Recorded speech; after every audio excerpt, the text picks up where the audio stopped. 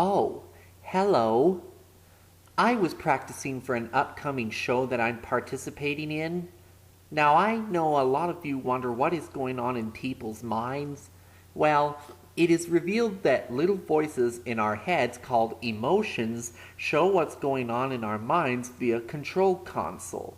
The movie I'm talking about that we will review today is Inside Out. Will this movie play with all of our emotions, or will this be reviewed by the joy/happiness inside my head?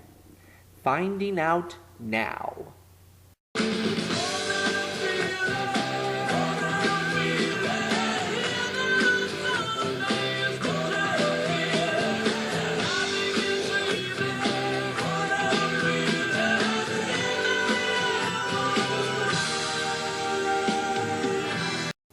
The story. My joy is making me start this review with the story. Riley Anderson is a happy 11-year-old Midwestern girl whose world turns upside down when she and her parents move to San Francisco. Her emotions, led by joy, try to guide her through this life-changing event. However, the stress of the move brings sadness to the forefront. When joy and sadness are inadvertently swept into the far reaches of Riley's mind, the only emotions left in headquarters are anger, disgust, and fear. What's my opinion? Well, I think this film is fine, but my least favorite moment in the film is the climax because sadness thinks Riley doesn't need her and tries to get away from joy, and joy is forced to chase after her. But other than that, I like this film. The animation. Animation discussion. Some of the memory balls in Riley's mind contain scenes from other Pixar movies, such as Carl and Ellie's wedding in Up from 2009. Riley's classroom is number A113, sharing the same number as the room at the California Institute of Arts where many animators, including John Lasseter and Brad Bird, graduated from. A113 is a common Easter egg in Pixar's films. The headquarters used by Riley's mother's emotions is the exact same setting as Riley's, except with orange curtains added. According to the animators, the curtains were included so they could reuse Riley's headquarters instead of having to animate a whole new setting. The curtains were also added to invoke the feeling of a talk show with all the emotions sitting together and communicating. One of the friends on Riley's web chatting program has the username Doc Pete, an obvious reference to Pete Docter, the film's director. Riley's birthday is on January 22nd, according to her username in the video chat program she uses to talk with Meg. Her username is Riley0122, meaning January 22.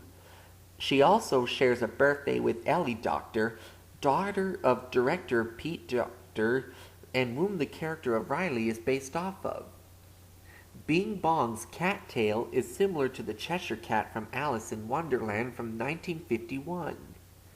The Luxo Jr. ball from Luxo Jr. 1986 can be seen in the flashback of Riley playing tag with Bing Bong. When traveling through Imagination Land, two board games can be seen.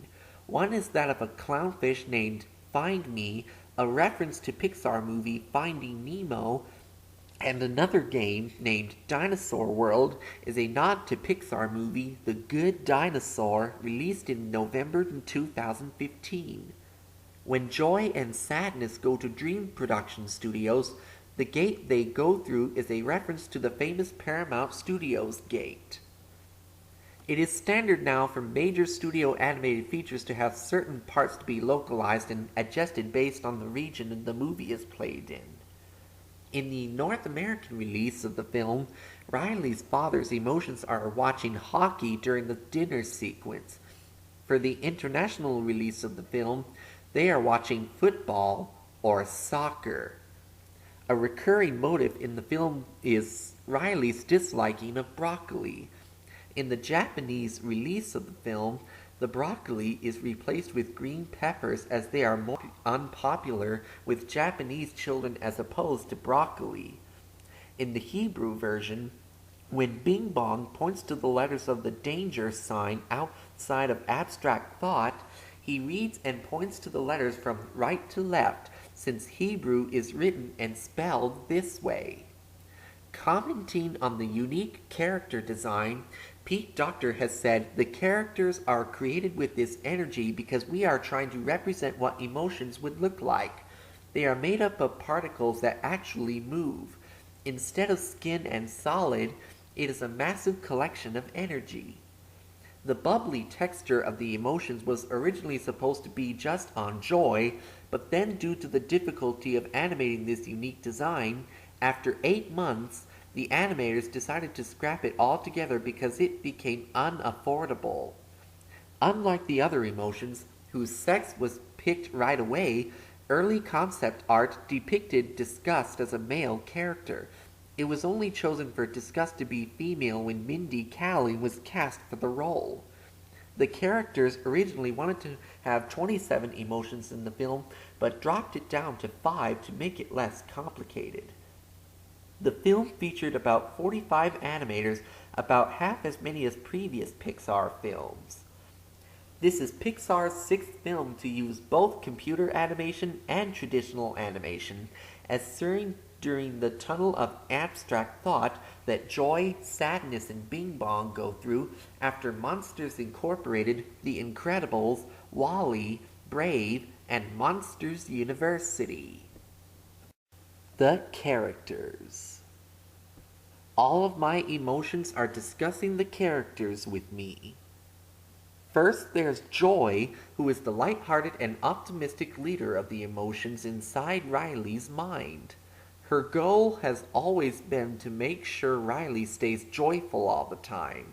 She never wants Riley to be sad, but she eventually learns it's a risk she'll have to take in order for Riley to confess how she feels about moving to San Francisco.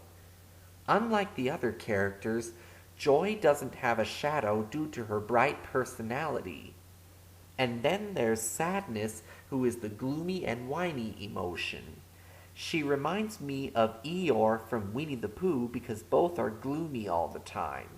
At first the other emotions treated her poorly, but they soon learned that she is important to Riley's life. Disgust is the highly opinionated one who prevents Riley from being poisoned physically and socially. She keeps a careful eye on the people, places, and things that Riley comes into contact with, like broccoli. She always has the best of intentions and refuses to lower her standards. She is voiced by Mindy Kaling, who also voiced Taffeta Mutton Fudge from Wreck-It Ralph. Yeah, Joy, we could be lying on the dirty floor in a bath. Yeah, well, Tin Candy says glitches can't race. Anger is the hothead who makes Riley feel angry whenever things don't go as planned. He reminds me of Hades from Hercules because both erupt in flames whenever they become angry. He is quick to overreact and has little patience for life's importances. He is voiced by Lewis Black, who also voiced Lennox the Wolf from Rock Dog. Congratulations, San Francisco. You've ruined pizza. Bust the Hawaiians. And now you let him out of your sight. Bring him to me.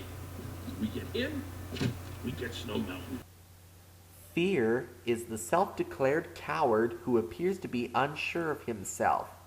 His main job is to protect Riley and keep her safe. He is constantly on the lookout for potential disasters and spends time evaluating the possible dangers, pitfalls, and risk involved in Riley's everyday activities. We also have Bing Bong, who is Riley's imaginary friend.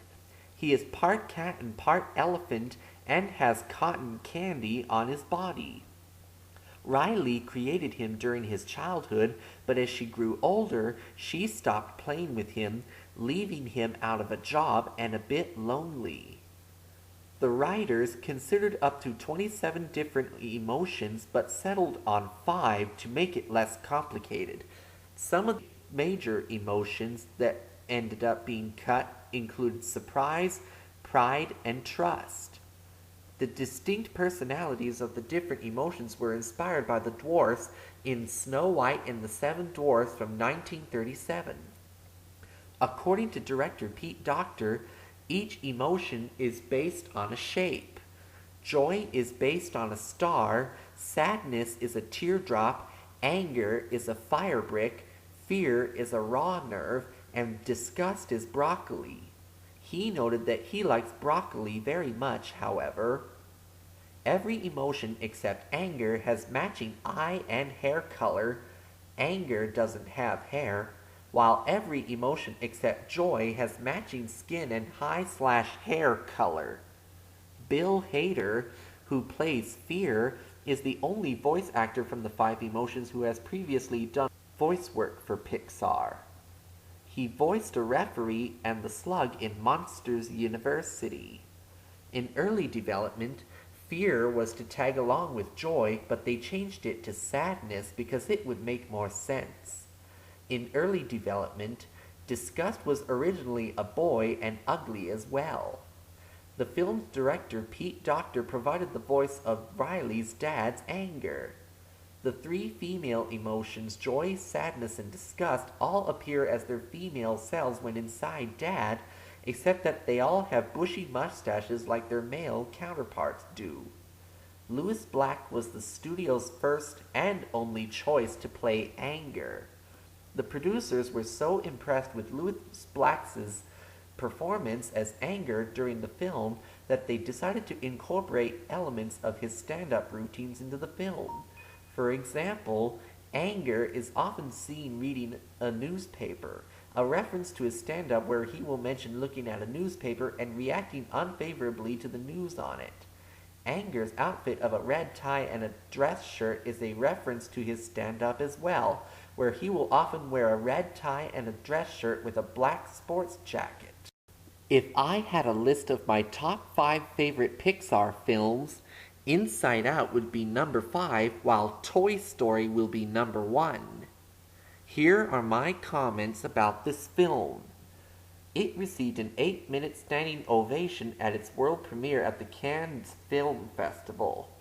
Pixar invented Paul Ekman, an American psychologist who is a pioneer in the study of emotions and their relation to facial expressions, to brief the crew on the nature of emotions. Because of Jurassic World's highly successful release, Inside Out is the first Pixar movie to debut at number 2 at the North American box office during its opening weekend. However, it was nonetheless Pixar's second largest opening weekend after Toy Story 3. Inside Out later reached number 1 in its 3rd week, however, during the 4th of July weekend.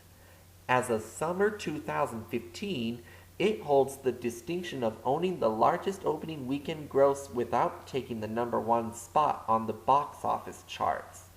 It took in a respectable $90 million its first weekend of release, falling short of the $106 million grossed by Jurassic World, which set a new U.S. record the previous weekend with over $208 million in ticket sales. It is also Pixar's 15th feature film, plus it was preceded by Pixar's short film Lava in theaters. It took 5 years to make Inside Out. And that's it. Now, if you'll excuse me, I need to get back to practicing for my show. So I'll see you later.